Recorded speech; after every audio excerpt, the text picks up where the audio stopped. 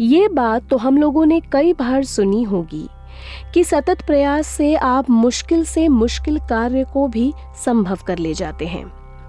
तो आइए आज मैं आप सभी लोगों को इसी सतत प्रयास पर आधारित एक कहानी सुनाती हूँ जिसको मैंने स्वयं लिखा है। तो चलिए आज की अपनी कहानी को शुरू करते हैं। एक समय की बात है, राहुल नाम का एक लड़का था जो कि पढ़ने में बड़ा ही तेज था। वह स्कूल में हो रहे हर इम्तिहान में फर्स्ट आता था। उसे पढ़ाई में पीछे कर पाना मानो नामुमकिन था। उसके स्कूल में उसकी तूती बोलती थी। हर बच्चा, हर टीचर बस उसी की तारीफ करता था। सभी माँ बाप अपने बच्चों को राहुल का ही मिसाल देते थे और उन्हें राहुल जैसा बनने के लिए ही कहते भी थे। जहाँ एक तरफ राहुल था, वहीं दूसरी तरफ उसका भाई तन्मय जो उससे बिल्कुल विपरीत था। वे दोनों भाई नदी के उन दो किनारों की तरह थे जो कभी मिल नहीं सकते थे। मतलब कि एक की गिनती अगर विद्वानों में होती थी तो दूसरे की गिनती मूर्खों में की जाती थी। तन्मय का मन पढ़ाई लिखाई में बिल्कुल नहीं लगता था। दोनों भाई एक ही स्कूल में पढ़ते थे, एक ही सुविधाएं भी पाते थे, परंतु फिर भी तन्मय अपने भाई से कई मायने में पीछे था। उसके टीचर हर मुमकिन कोशिश कर कर थक चुके थे, परंतु तन्मय को पढ़ाने में असमर्थ थे। क्लास में सब उसका मजाक उड़ाते थे, उसे मूर्ख कहकर बुलाते थे। वो इन सारी जिल्लतों से कहीं दूर चले जाना चाहता था और उसने कोशिश भी की। एक दिन वो सुबह उठा, उसने अपना कुछ सामान बांधा और दूर जंगल की ओर चल पड़ा। जंगल में चलते चलते तन्मय को एक बूढ़ा व्यक्ति मिला। बूढ़े व्यक्ति ने तन्मय को देखकर तन्मय से पूछा कि अरे बेटा, तुम इस घने जंगल में क्या कर रहे हो? कहीं रास्ता तो नहीं भूल गए?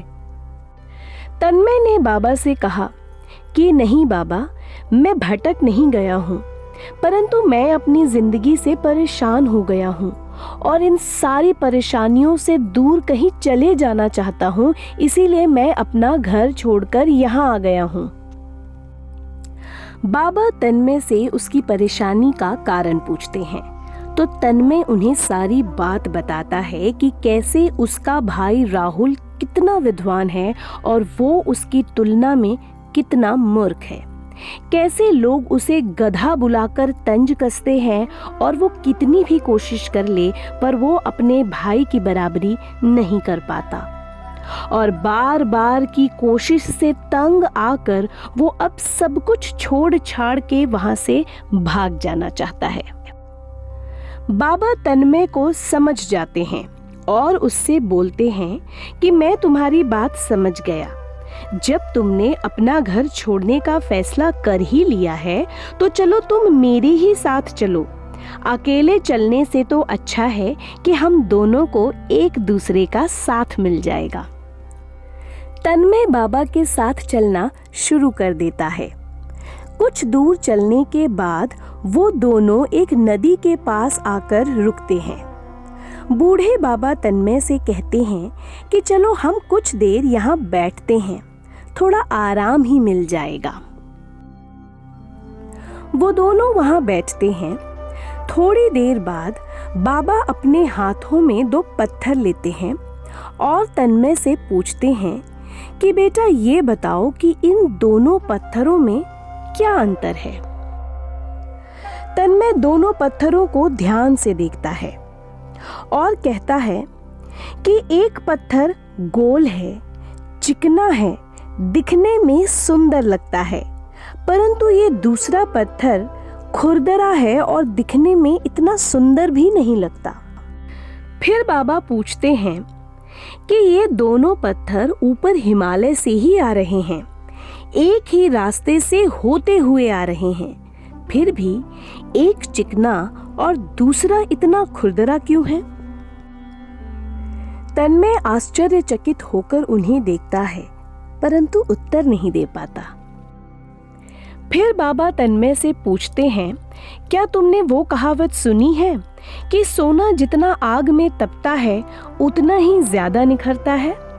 ठीक उसी तरह ये दोनों पत्थर आ एक ही जगह से रहे हैं, परंतु ये गोल पत्थर पानी के बीचों बीच बहता, चट्टानों से रगड़ाता, लहरों से कटता हुआ इस किनारे पर पहुंचा है, तो ये पूरी तरह से निखरा हुआ है, जो देखने में सुंदर और आकर्षित लगता है।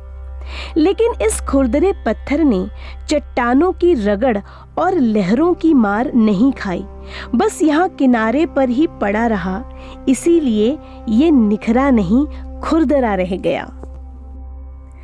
तन्मय बाबा से कहता है कि बाबा, मैं समझ गया कि आप पानी और पत्थर के माध्यम से मुझे कुछ समझाना चाहते हैं, पर अगर आप इस बात को मुझे स्पष्ट तरीके से समझाएंगे तो मैं ज्यादा समझ पाऊंगा। तब बाबा तन्मय को एक दोहा सुनाते हैं, जो दोहा हम सब ने कहीं ना कहीं जरूर सुना होगा कि करत करत अभ्यास से जड़मत होत सुजान, रसरी आवत जात ते सिल पर पड़त निशान। मतलब कि एक मजबूत पत्थर पर एक मामूली रस्सी के बार बार आने जाने से निशान बन सकता है, तो तुम्हारे बार बार प्रयास करने से तुम पढ़ने में अच्छे क्यों नहीं हो सकते?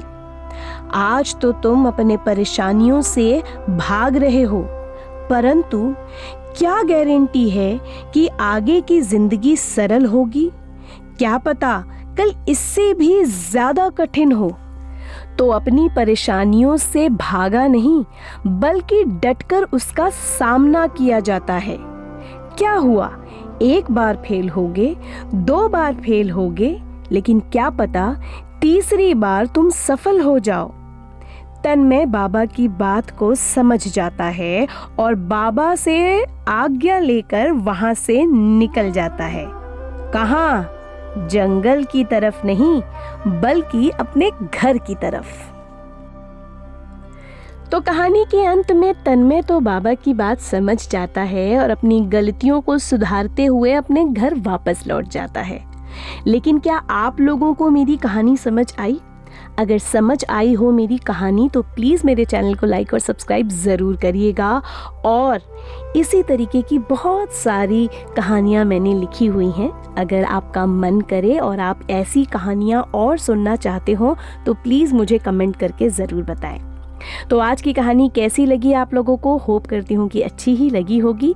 और इसी नोट पे मैं आज के अपने इस वीडियो को यहीं ख़त्म करती हूँ। फिर मिलूंगी आप लोगों से किसी नए व्लॉग में। तब तक के लिए बाय।